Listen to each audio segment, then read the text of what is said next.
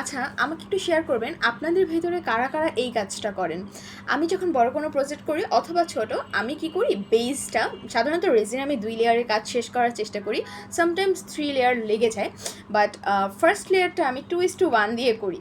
মানে ওখানে তো কালার মিক্সিং হয়, মিকা মিক্সিং হয়, alcoholic int, pigment and any other things mixing হয়, মানে ট্রান্সপারেন্ট থাকে না বেসিক্যালি।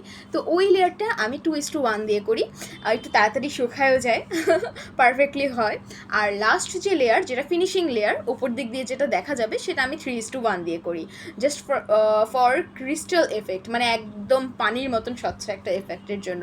যেহেতু আমরা জানি যে 2:1টা একটু ইয়েলিশ হয়ে যায় বা একটু ঘোলাটে থাকে বা বাবলস একটু বেশি হয়, সো এই কারণে ওইটা দিয়ে যদি আমরা বেস করি আর 3:1 দিয়ে যদি আমরা ক্রিস্টালটা করি, তাহলে কিন্তু খুবই ভালো হয়।